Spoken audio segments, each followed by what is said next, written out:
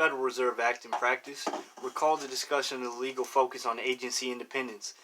We explored in Chapter 4 with respect to the President's control of lack thereof over the Federal Reserve banks. The logic for this focus on the President's ability to fire his subordinates, people that work under you, are subordinates.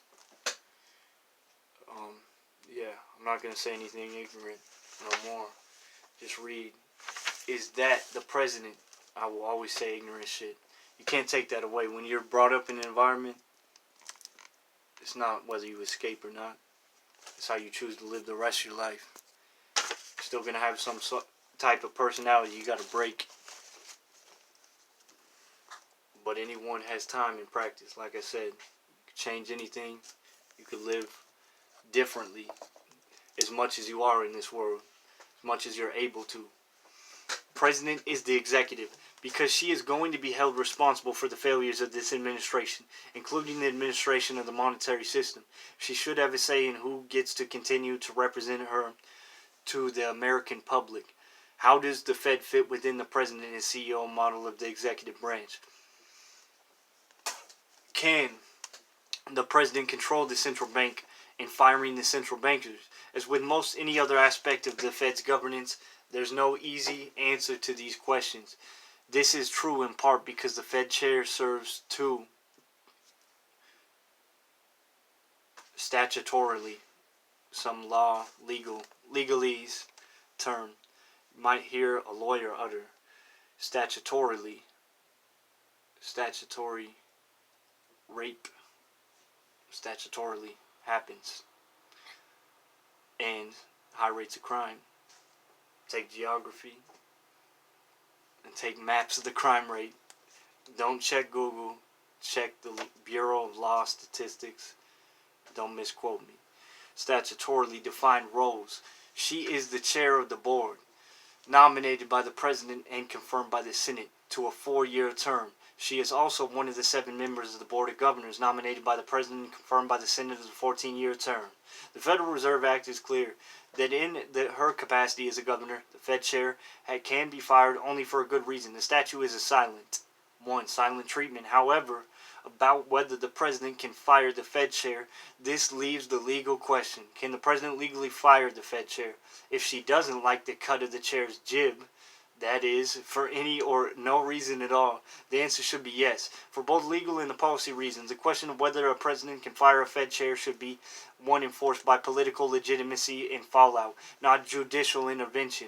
The legal question is complicated, but the history and policy is not. First history is it true that the president has never written a letter to a Fed chair terminating her employment, as we saw with FDR, Franklin Theodore Roosevelt? I don't know. That history doesn't matter to me. What's going on right now is fucking corrupt. It's absolutely mind-numbing, mind-blowing that we allow this to go on. There is a solution. Voluntaristic society, which Ron Paul wrote another Federal Reserve book, and I think he quotes the term in there, and he has his own political stances and perspectives, but if you read that book, maybe you'll get some insight on it. I don't know.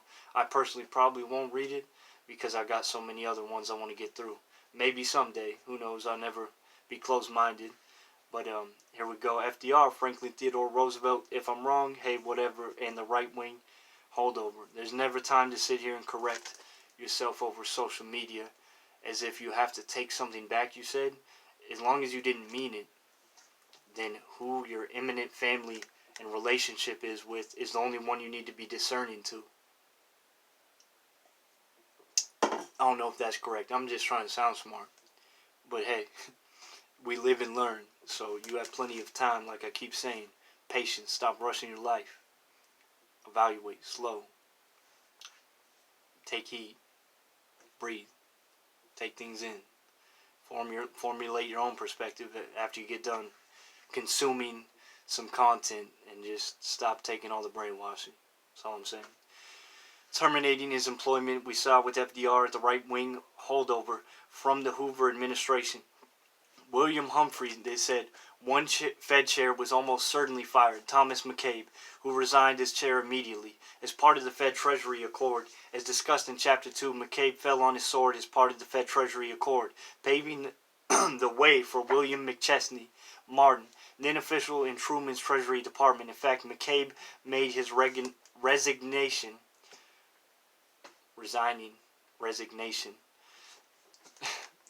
contingent on his participation in the vetting process, then named his successor. McCabe favored Martin, even though the Truman administration did not.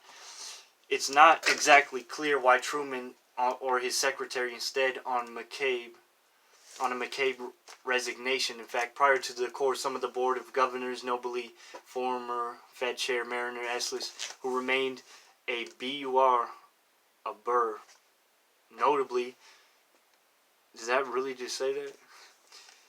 A-B-U-R. Okay, a burr. Auburn.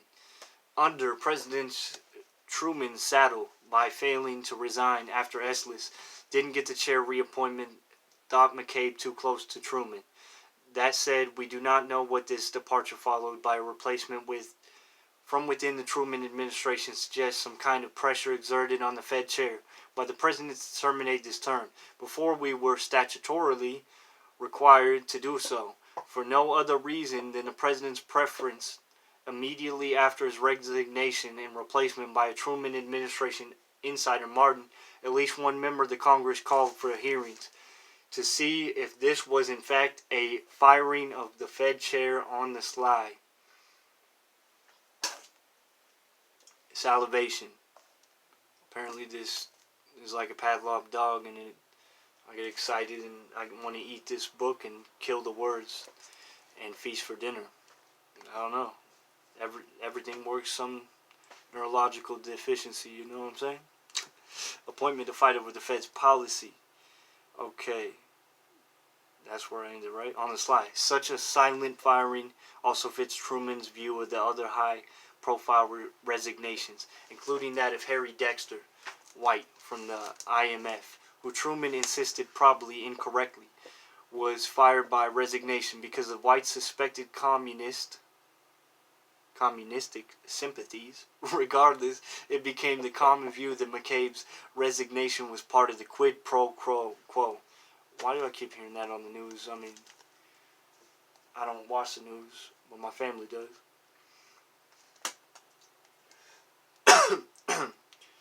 Quid pro quo doesn't make me sound smarter. I don't even like the word. Chairman McCabe bled for the Fed independence. I doubt that. That is a figure of speech. He didn't go to war to keep central banks. Why the fuck do we have central banks right now? I'm confused. Nobody has the answer. Not even this book. But I'm going to read the whole damn thing. While they're on here, hopefully I'll get it all up. Wrote one observer. I think we're like halfway through.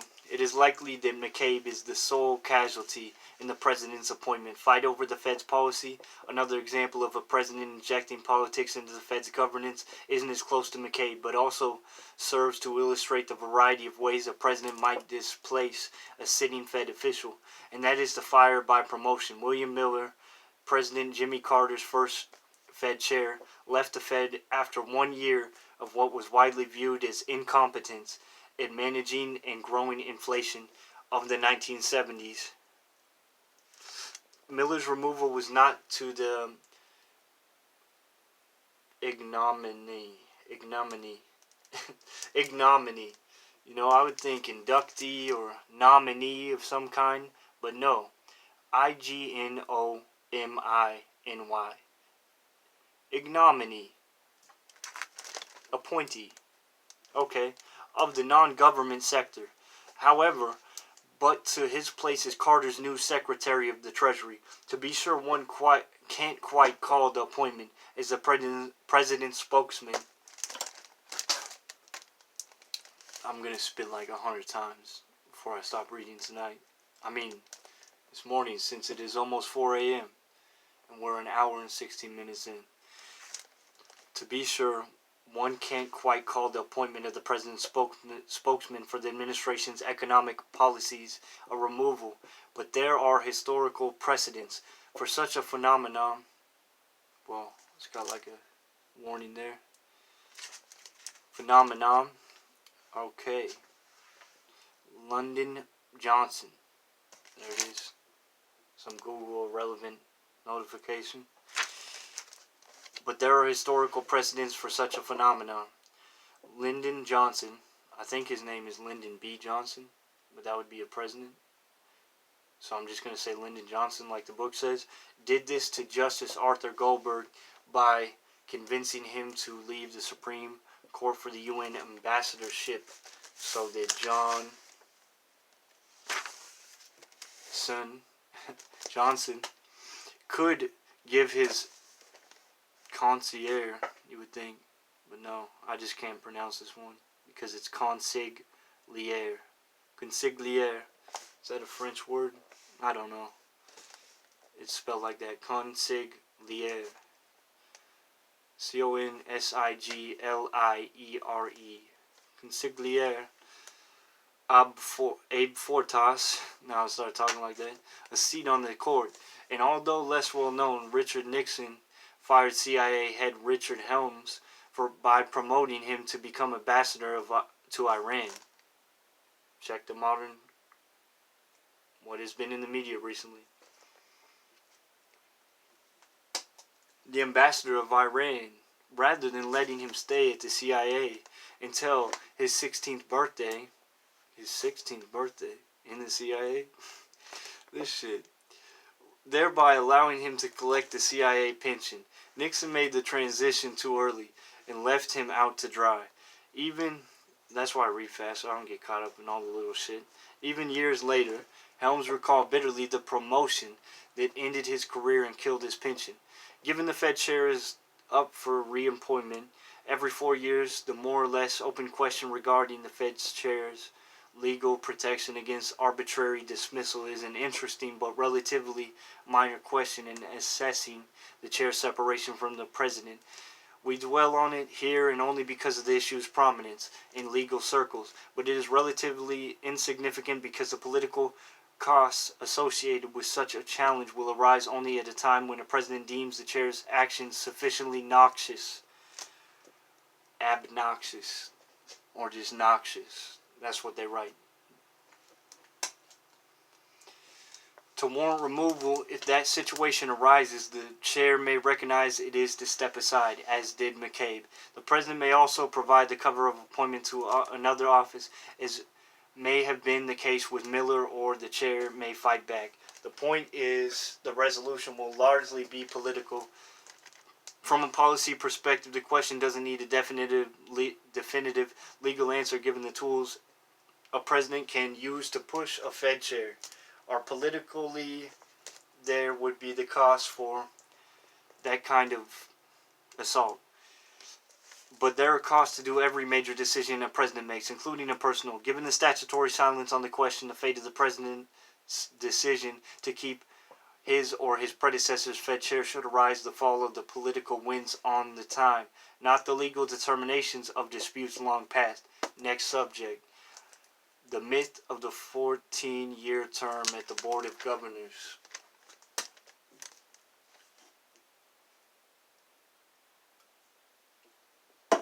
The previous section dealt with the curious legal ambiguity about whether the president has the authority to fire a Fed chair. But as we learn in Chapter 3, most of the Fed's authority resides not with the chair, but with the Fed's Board of Governors. We now turn to the president's equally counterintuitive legal relationship with those governors. The institutional design of the Federal Reserve System is a self-conscious effort to balance democratic accountability and technocratic expertise. As the Fed's website explains, the Fed quotes, "The Federal Reserve, like many other central banks, is an independent government agency, but also one that is ultimately accountable to the public and the Congress," end quotes. To this end, quotes, members of the Board of Governors are appointed for staggered 14-year terms. The chairman of the board is appointed for a 4-year term. Quotes, The reality of lived experience of Fed tenure is almost exactly the opposite. Governors' terms are a source of increased presidential control. Chairs' terms are a source of increased Fed insulation. First, the governors, when the Federal Reserve System was recognized in 1935, Congress mapped out the transition from the old Federal Reserve Board system to the new Board of Governors that sought to protect the new board from presidential domination. The mechanism of protection was through a carefully calibrated appointment schedule. Upon the expiration of the term of any appointed member of the Federal Reserve Board, the act said the presidential shall fix the term of the successor to such a member in such manner as to provide for the expiration of the term of not more than one member in any 2-year period. The idea was to prevent the president from stacking the board. One appointment every 2 years meant that the president had to face the public in an election. After making 2 appointments to a 7-year person board, 14 years is one of the longest terms of service in the federal government. Scholars have long discussed the Fed governor's lengthy tenure, usually uncritically, for the propositions that first, the 14-year term is staggered, quotes, such the president cannot immediately stack the board in his favor, or second, that the term represents a term of office for each member made long enough to prevent day-to-day political pressures from influence the formulation of monetary policy.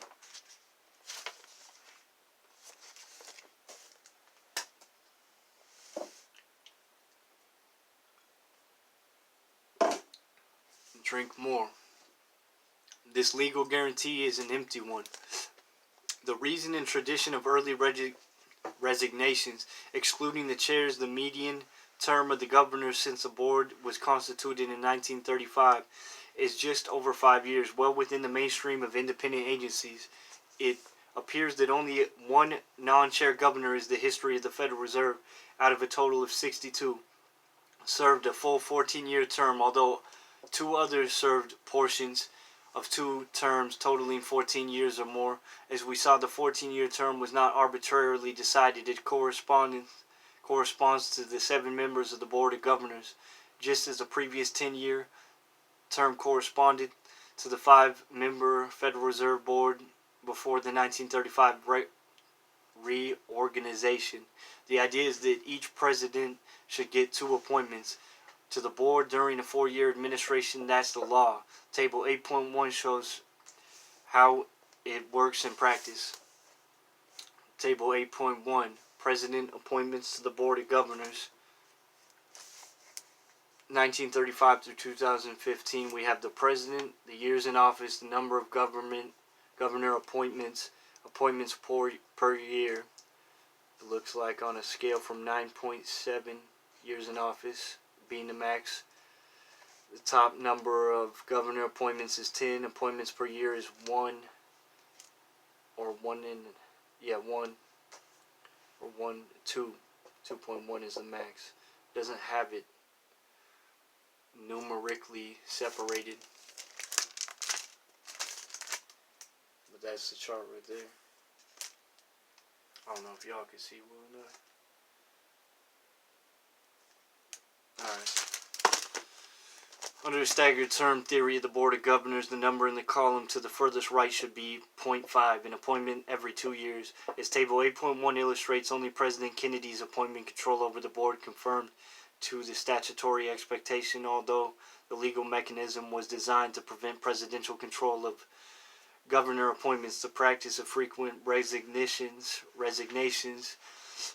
has meant precisely the opposite. The governor's decision not to serve a full term is more than surprising in consideration of the statutory incentive to serve the full term. Governors are precluded during the time they are in office and for 2 years thereafter to hold any office position or any employment in any member bank, but there is proviso. Expect that this restriction shall not apply to a member who served the full term for which he was appointed. The opportunities to translate the benefits of the board service to personal rewards in the banking sector are significant, and yet governors much more often than not in their terms early. The extraordinary instance of institutional design, a term of service that is more than double the norm for independent commissions, illustrates perfectly the flaws in a model of Fed insulation from politics that depends on language of the Federal Reserve Act. Presidents can pick their boards because governors do not serve their full term. The statutory efforts to design by law the opposite structure haven't succeeded. Next subject, the myth of the 4-year term. As the Federal Reserve's website quoted earlier explains, as the counterpoint to the installation of the 14-year term, the governors of the Federal Reserve Act gives the Fed chair a renewable 4-year term. The idea again is to balance the independence of governors with the accountability of the Fed chair. In practice, here again is the opposite that occurred. Because the Fed chair is also sitting governor, she has two appointments. One, a 4-year renewable term is a chair, the other a 14-year non-renewable term as governor. Also, because the Federal Reserve Act also allows each government not to serve unexpired term of the predecessor. A government can extend well beyond the 14-year tour of duty because of the high turnover mentioned above. There is never a shortage of these unexpired terms. Combine the two, and a Fed chair could serve for almost 28 years, subject to the presidential reappointment every 4th year. In practice, the combination of these two features, doubling up the term for a governor and almost unlimited renewable terms, the chair, gives the Fed chair an opportunity to engage what some scholars have called, quote, empire building. When a Fed chair seeks reappointment, the person is leading candidate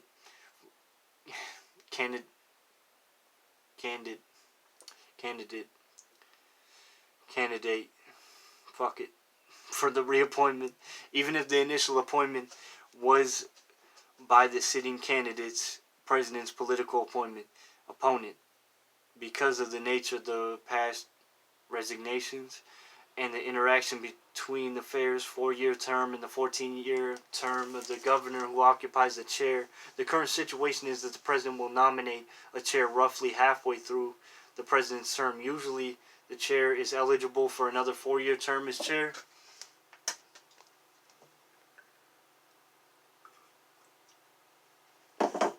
The theoretical implications of the arrangements aren't obvious. One could imagine that a Fair chair might consistently place nice with successive administrations to curry favor in hopes of near perpetual reappointments.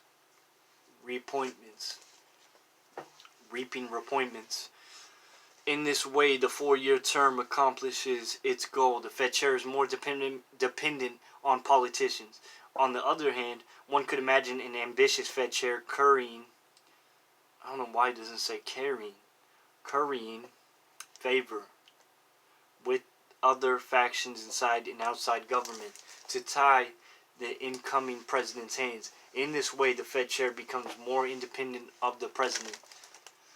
In the history of the Federal Reserve System, while there are examples of both dynamics, there are much more of the second. William McChesney Martin Jr. served the 5 presidential administrations from Truman to Nixon, and at times he conflicted intensely the presidents who reappointed him.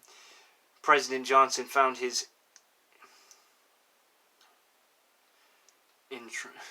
intransigence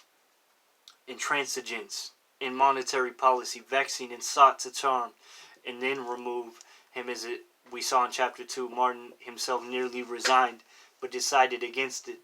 Lasting almost 20 years as Fed chair, while Martin has criticized for the coziness of the monetary policies with those of the Johnson and Nixon administrations, his own diminishing base of support within the Board of Governors and his sense of powerlessness against the financial bulge brought on the Vietnam War are better explanations for the late term shift and more accommodation than even he thought wise. In reality, Martin was able to cultivate an independent base of support through most of the 2 decades as a Fed, a base left even those presidents exasperated.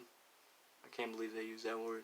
Exasperated by his policies, unwilling to absorb the political cost of failing to reappoint him. Paul Volcker represents another example of this kind of independent political base. Not going to correct myself. Volcker presided over a debilitating recession before the 1982 midterm elections. It was not President Reagan's preference for reappointment. Even before the 1981 inauguration, Reagan's chief domestic policy advisor warned the public that the president-elect would not commit to asking Paul Volcker to remain in his position as Fed chair, but because he was candidate,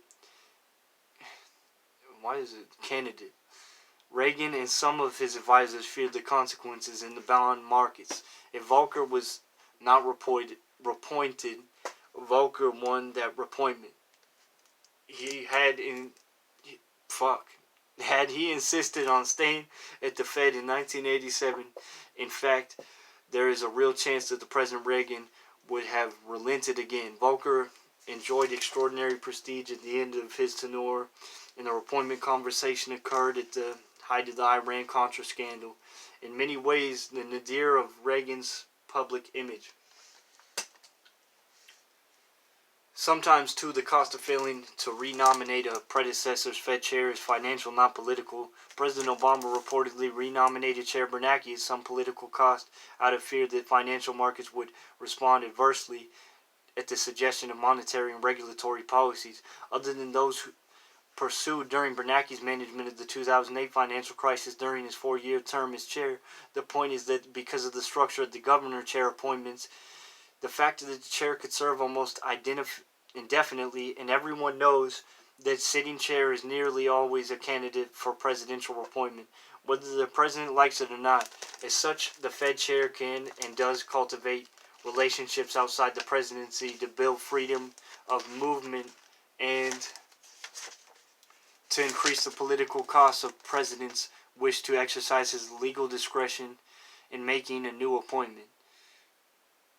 According to political scientist and historian Daniel Carpenter, this kind of cultivation of external contacts is the very definition of administration autonomy. The Fed chairs have shown themselves adept and growing for deploying that autonomy.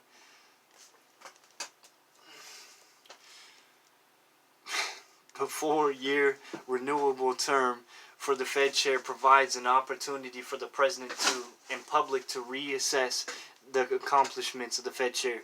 But no sitting chair with time left to serve as governor who is interested in appointment can be dismissed as a candidate. The effective chair builds financial and political constituency.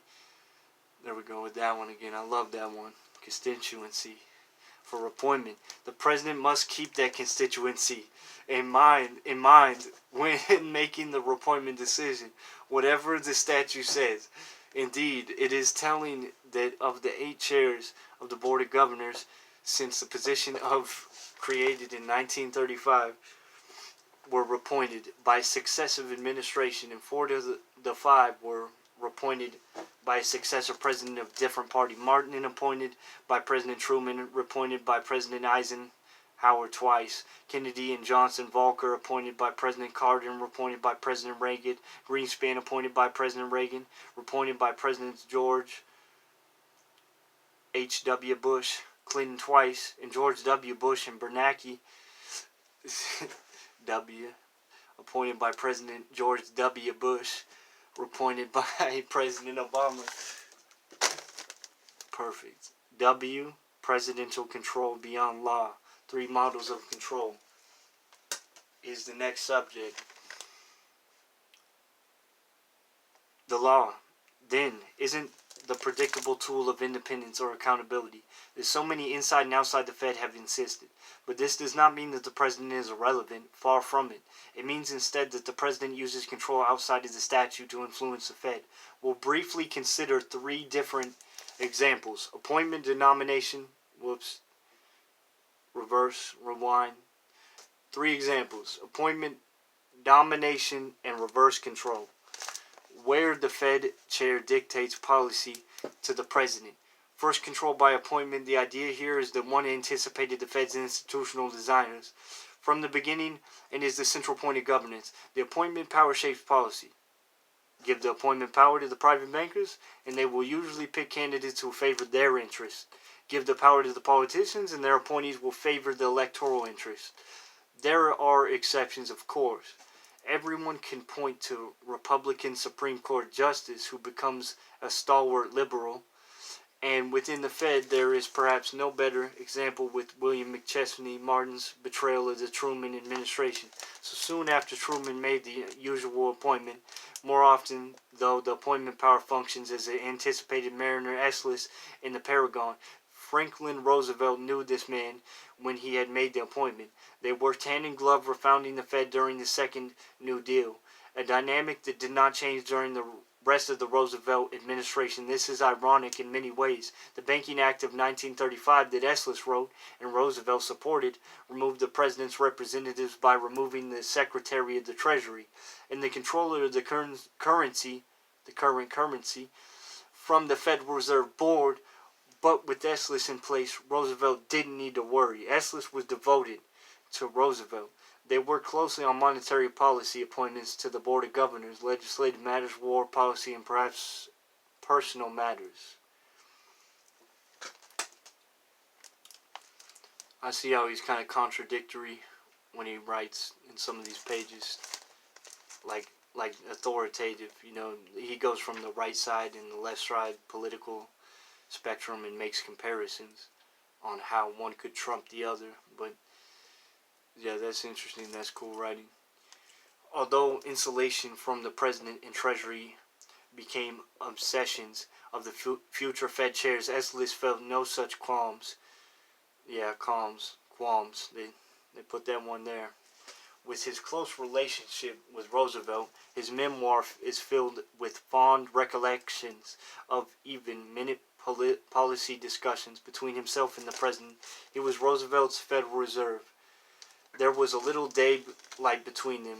As Eslis summarized it in a few years of Roosevelt's death, throughout his presidency, I usually found myself in agreement with Roosevelt's social objectives, although I often disagreed with his ideas as to the way they could be achieved. But whether I agreed or disagreed, whether I had moderate, slight, or no influence whatsoever on his particular decisions, I always felt that we were working on the same team. There was no need for the president to control Eslis. The appointment had taken care of itself. Next subject, control by domination, Richard Nixon and Arthur Burns. The second example is control by domination. As seen in the relationship between President Richard Nixon, and his Fed chair Arthur Burns, Burns was an eminent economist at the time. He was, for example, an early mentor in the Milton Friedman,